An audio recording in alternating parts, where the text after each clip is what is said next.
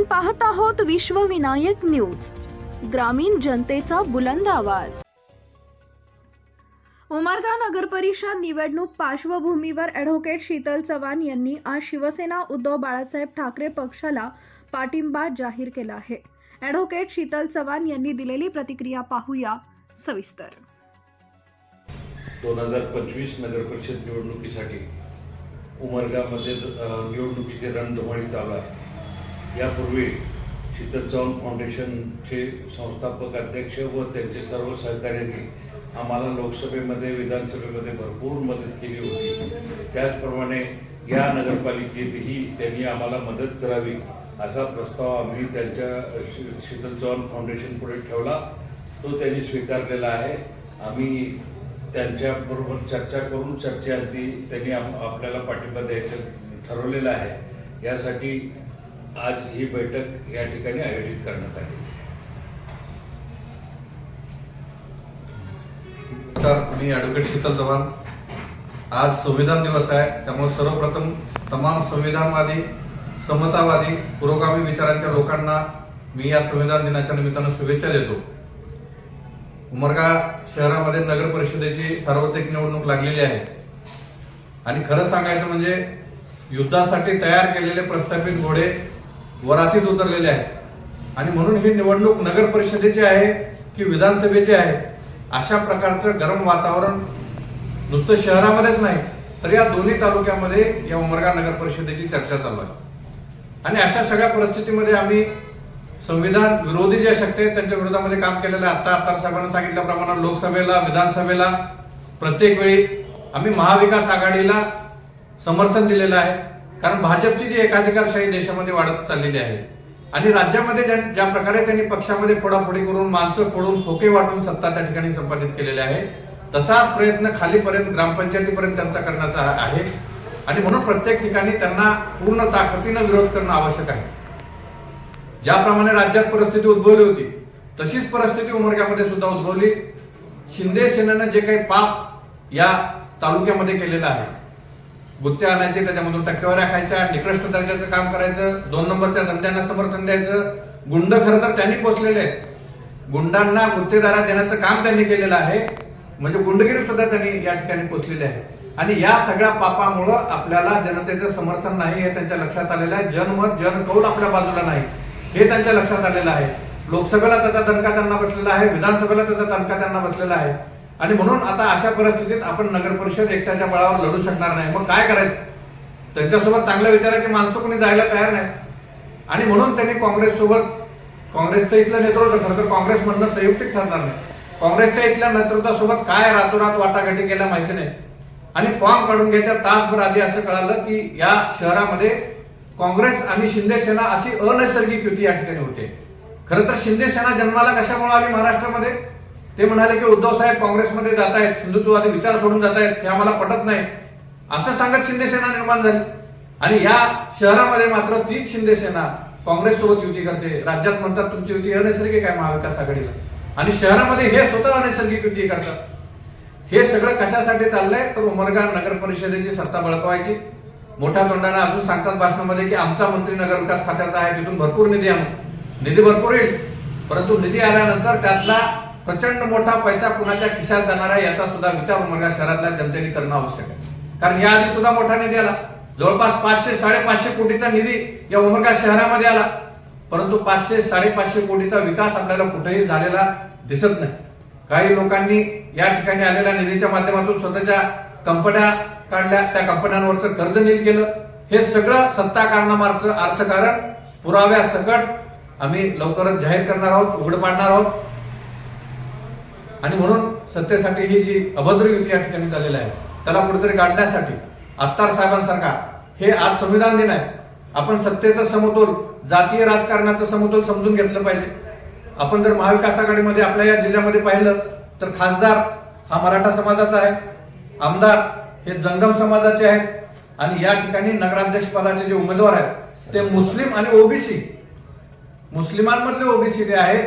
अशा प्रकारचं प्रतिनिधित्वाच्या संधी, जे संविधानाची जी संकल्पना आहे की प्रतिनिधित्वाच्या संधी ह्या सगळ्या जात धर्मामध्ये वाटून दिल्या पाहिजेत। भारतामध्ये जे जातीय आणि धार्मिक वास्तव आहे ते स्वीकारून सगळ्यांना ही संधी मिळाली पाहिजे. दुसरी बाब अशी आहे की खासदार जरी त्यांना राजकीय वारसा असलेले असले तरी आपल्या उमरगा लोहारा तालुक्याचे जे आमदार आहेत त्यांना कुठलाही राजकीय वारसा नसलेली ती व्यक्ती आहे.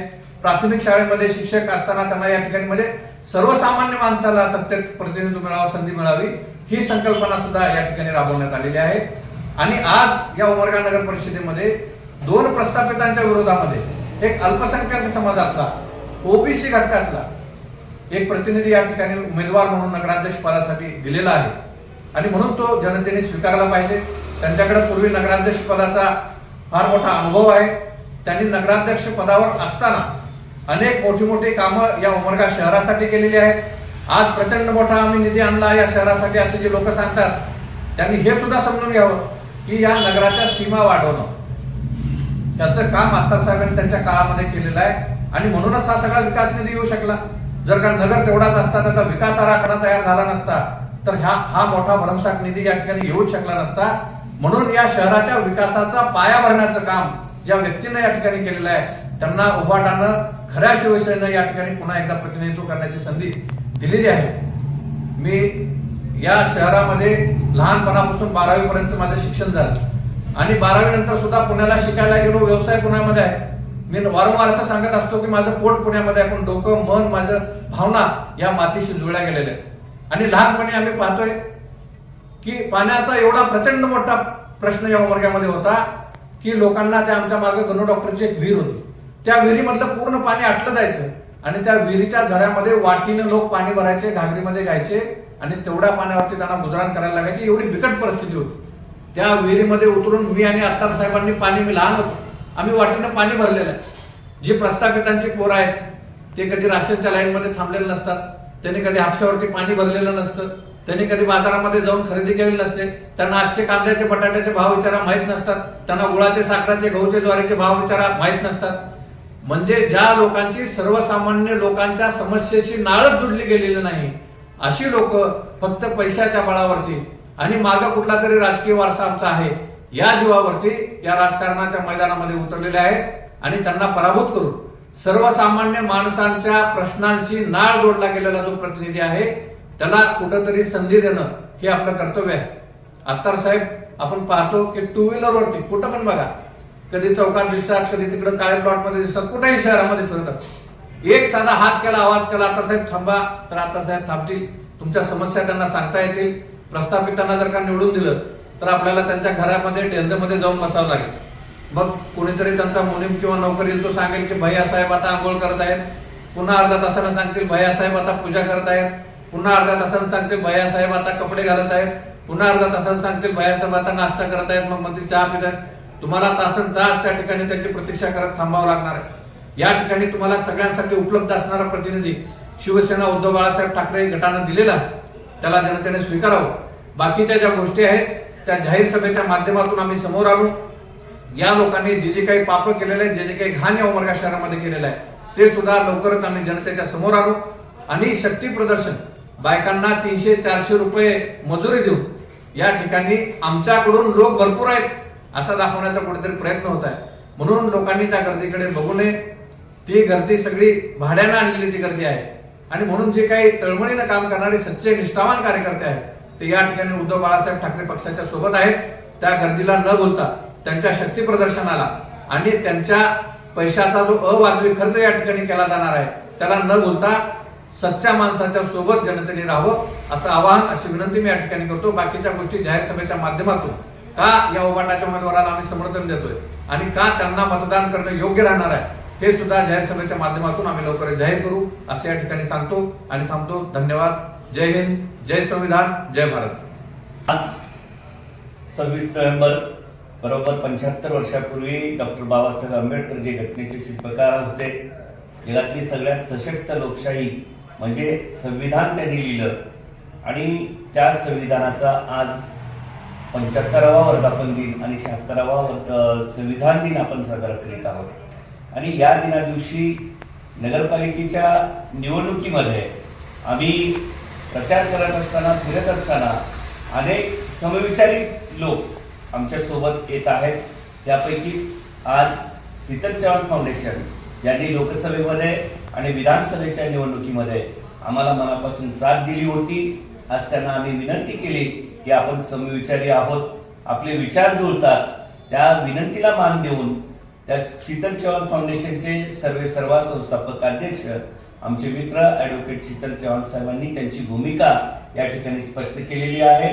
त्यांनी शिवसेना उद्धव बाळासाहेब ठाकरे पक्षाच्या सर्व उमेदवारांना, अध्यक्ष आणि 25 नगरसेवक या सगळ्या उमेदवारांना जाहीर पाठिंबा या ठिकाणी घोषित केलेला आहे. मी या तालुक्याचा लोकप्रतिनिधी म्हणून मी त्यांचे मनपूर्वक आभार मानतो. या ठिकाणी जी अनैसर्गिक युतीचा त्यांनी उल्लेख केला, जी आम्ही समोर थांबून शिवसेना, शिंदे गट, भारतीय जनता पार्टी, अजितदादा राष्ट्रवादी पार्टी यांच्या विरोधात थांबून महाविकास आघाडीच्या माध्यमातून काँग्रेस, शिवसेना उद्धव बाळासाहेब ठाकरे पक्ष, राष्ट्रवादी, शरदचंद्र पवार पक्ष एकमेकास समोर तिथं राज्यामध्ये उभारतो. इथं मात्र काँग्रेसची आणि शिवसेना म्हणजे शिंदे सेनेची युती होते. ही अनैसर्गिक युती त्यांनी नाकारून जी राज्यामध्ये अपेक्षित असणारी नैसर्गिक युती आहे, शिवसेना उद्धव बाळासाहेब ठाकरे पक्ष आणि महाराष्ट्र नवनिर्माण सेना, या युतीला त्यांनी जाहीर पाठिंबा दिलेला आहे. त्यांना मी विनंती करतो की त्यांनी आतापर्यंत जी साथ संपूर्ण ताकदीने दिलेली आहे, ती साथ इथून पुढे कायम ठेवावी आणि पुढे येणाऱ्या सगळ्या ज्या कार्यकर्त्यांच्या निवडणुका आहेत, त्या कार्यकर्त्यांच्या निवडणुका घेत असताना त्यांच्याही विचारांचा आम्ही योग्य तो सन्मान करू, हे अभिवचन या ठिकाणी देतो. पुन्हा एकदा शीतल चव्हाण फाउंडेशनचे संस्थापक अध्यक्ष सन्माननीय ॲडव्होकेट शीतलजी चव्हाण आणि त्यांच्या सर्व मित्रांचे मनपूर्वक आभार या ठिकाणी मानतो. धन्यवाद. जय हिंद, जय महाराष्ट्र, जय भीम, जय संविधान. अशाच ताज्या बातम्या पाहण्यासाठी विश्वविनायक न्यूजला लाईक करा, सबस्क्राईब करा आणि बेल आयकॉन प्रेस करा.